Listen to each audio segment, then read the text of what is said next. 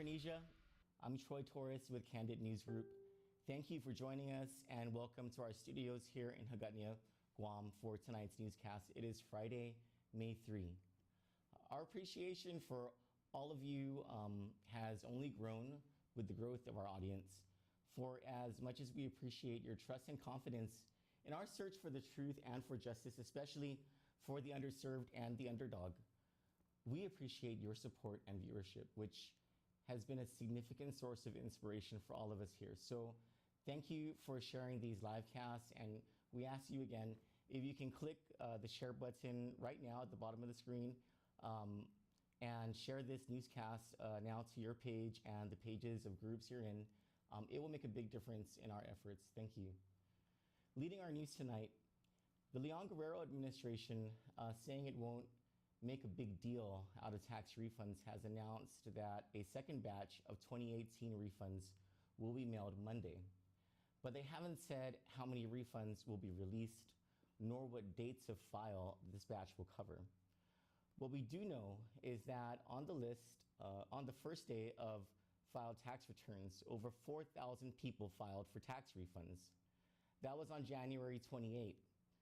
Last week, the administration paid some 300 of those refunds, not even 1% of the refunds filed on the first day. The administration has been guarded about tax refunds information, with Department of Administration officials ignoring calls for information and literally even escaping into the restroom at the ITC building to avoid answering to the public. That made us wonder, what in the world is the administration hiding?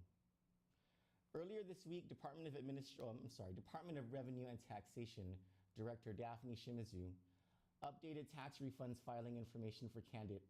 According to Ms. Shimizu, as of May 2nd, her agency has processed 3,500 tax refunds awaiting payment.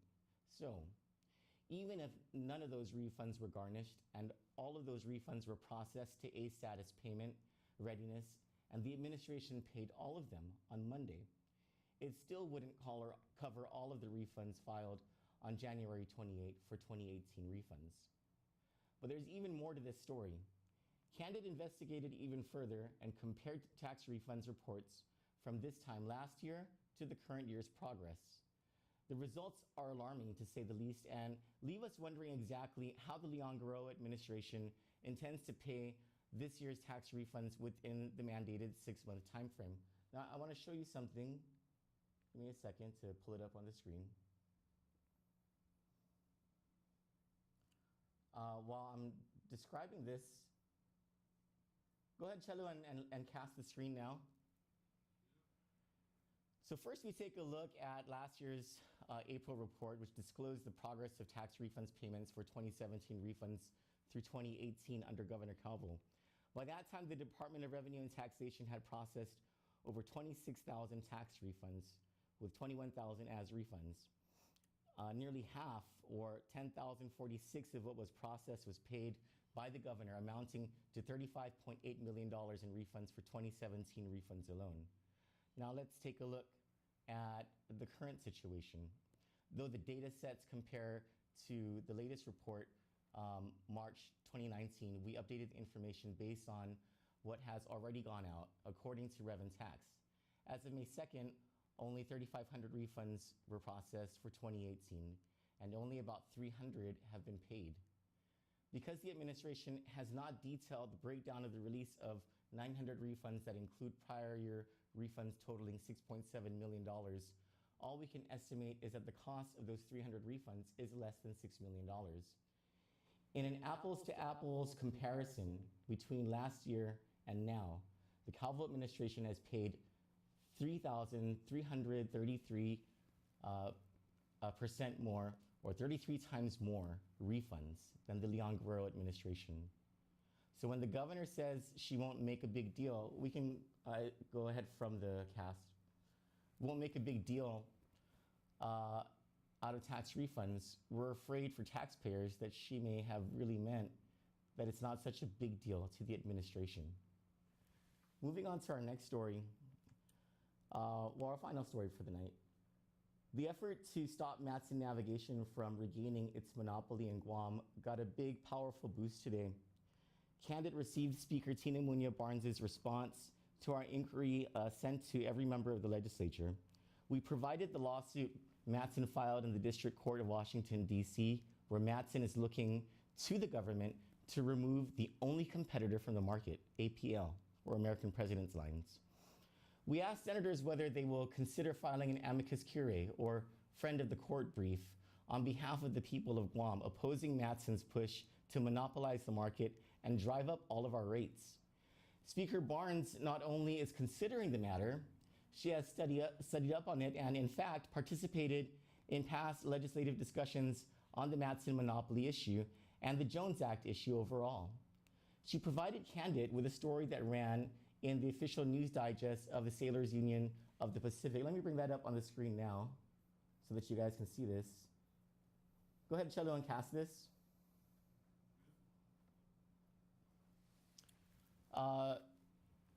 From the Sailors Union of the Pacific, West Coast Sailors, on April 21, 2017.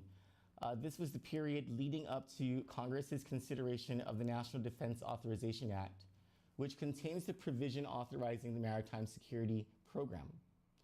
As we brought to you for the past 2 nights, the MSP is what makes it possible for APL to compete against Matson in this region and keep the prices of almost everything we buy from spiking. The union's president took a strong stance against Matson's maneuvering in Congress and took to Guam's defense. This was 2 years ago. Completely missing from the discussion was our own Congresswoman at the time, Madeline Bordallo.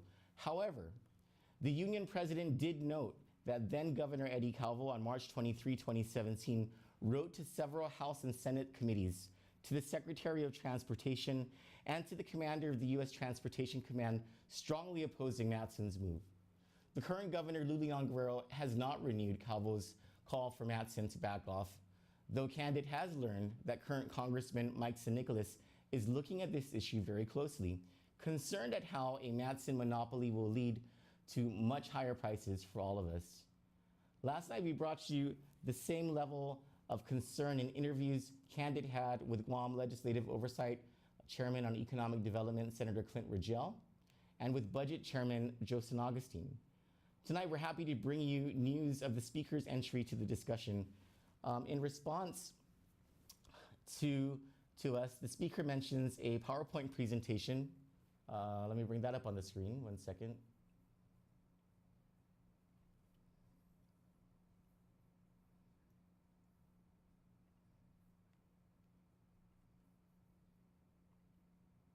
Go ahead and cast my screen.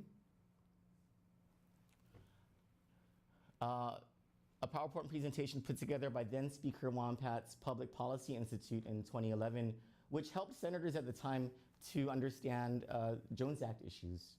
We'll play that file now as I read to you Speaker Barnes' reply to Candid in full.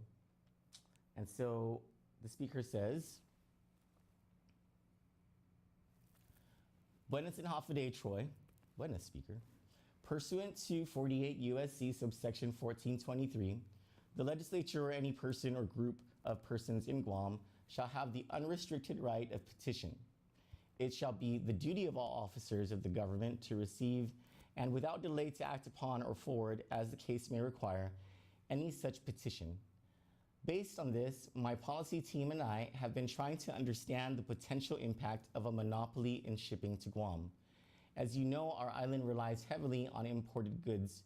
Creating a monopoly would then impact the cost of all goods coming to Guam. Based on an initial review, I cannot deny the fact that Matson plays a key role to the livelihood of our island. From the numerous ships in service that serves Guam weekly, to the 21 years of commitment to our island and the almost $400,000 contributed to our island's numerous organizations, Matson clearly has done good for Guam. Recently, in the aftermath of Typhoon U2, Matson stepped up to provide relief for our brothers and sisters in the Marianas.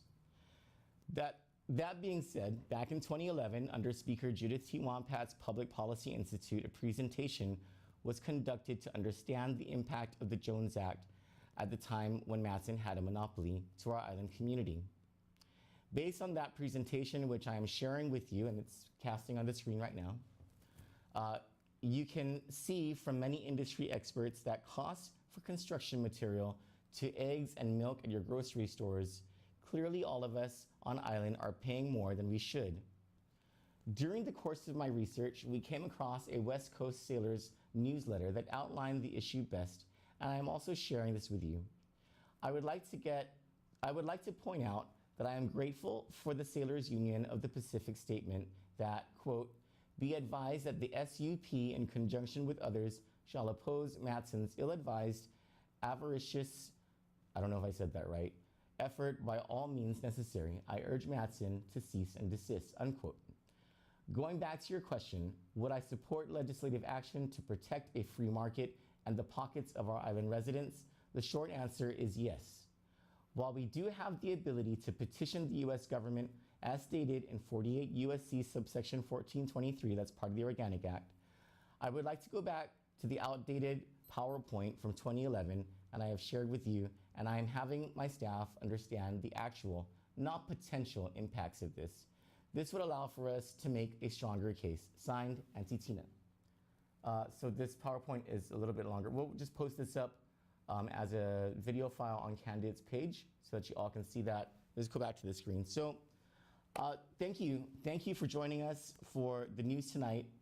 In a few minutes, we'll shake off the formality of the news set, and we invite you to join us from here in my personal Facebook profile for Late Night with me for a round of laughs as you enter the weekend. So from our studios here in Hagåtña, I'm Troy Torres, and on behalf of Candid News Group, we wish you a happy and safe weekend.